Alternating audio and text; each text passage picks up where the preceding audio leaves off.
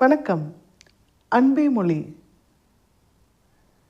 நிறைய சொத்துக்களை மற்றவர்களுக்கு எழுதி கொடுத்துவிட்டு வீட்டை விட்டு வெளியேறி நீண்ட தூர பயணங்களை மேற்கொண்டு நான் துறவு மேற்கொள்ளப் போகிறேன் என்று சென்று விடுகின்றனர். இதுவரைக்கும் சம்பாதித்த சேமித்த அத்தனை செல்வங்களையும், அசையும் சொத்து அசையா சொத்து அனைத்தையும் மற்றவர்களுக்கு கொடுத்துவிட்டு நான் துறவு மேற்கொள்கின்றேன் என்று சென்று விடுகின்றனர். அப்படி துறவு மேற்கொள்கின்ற போது என்ன நடக்கும் என்றால், பழைய நினைவுகளை மனம் எப்போதும் நிறைய தேக்கி வைத்திருக்கும். அந்த நினைவுகளுக்குள் மீண்டும் மீண்டும் மனம் சென்று வரும்.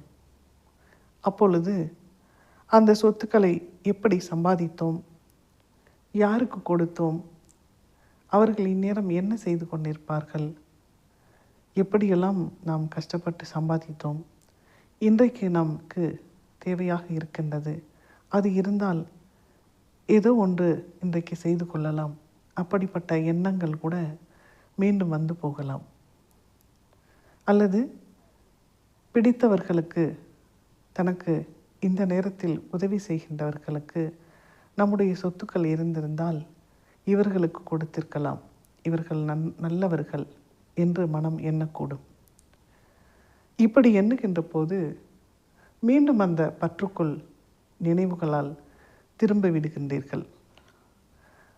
அப்படி திரும்புகின்ற போது உங்களை அறியாமல் பழைய நினைவுகளுக்குள்ளே நீங்கள் வாழ்ந்து கொண்டிருக்கிறீர்கள்.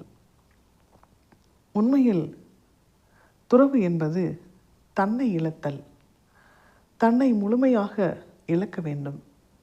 இதுவரைக்கும் சம்பாதித்த பேர், புகழ், செல்வம் அனைத்தையும் இழக்கின்ற போது மட்டும்தான் துறவு என்பது சாத்தியமாகும். நினைவுகளை கூட முழுமையாக இழந்துவிட வேண்டும். எப்படி ஒரு ஆறு தன்னுடைய பாதையில் செல்கின்ற போது தன்னுடைய பயணத்தில் மீண்டும் தன்னுடைய பழைய பாதையை தொடராதோ, அது போன்று இருக்க வேண்டும். அந்த நதியின் பயணத்தில், கடலை நோக்கிய தன்னுடைய பயணத்தில், நிறைவை நோக்கிய பயணத்தில், முழுமையை நோக்கிய அந்த பயணத்தில் நதி கடலோடு இணைக்கின்ற போது கடல் வேறு நதி வேறு என்று கலந்துவிட்டு தனித்தனியாக இருக்காது. ஒன்று கலக்கின்ற போது இரண்டும் தன்னுடைய தன்மையை இழந்து இந்த பிரபஞ்சத்தின் மிகப்பெரிய சக்தியாக அது நிலைத்து நிற்கின்றது.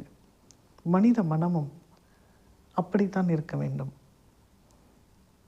ஒரு முழுமையை நோக்கிய, ஒரு பழுத்த செழுமையை நோக்கிய அந்த பயணத்தில் ஒரு நிறைவே காணும் அந்த மனதோடு அனைத்தையும் இழந்த தனித்துவமான மகத்துவமான அந்த மலர்ச்சியை நதி கடலில் கடக்கின்ற அந்த நேரத்தில் என்ன நிகழ்கின்றதோ அது போன்று துறவு என்பது மலர்தல் வேண்டும்.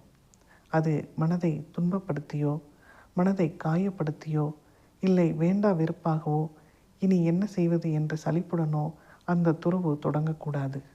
ஒரு மலரின் மலர்ச்சியைப் போல மிக அழகாக புதிய பரிமாணமாக அது இருக்க வேண்டும். நன்றி.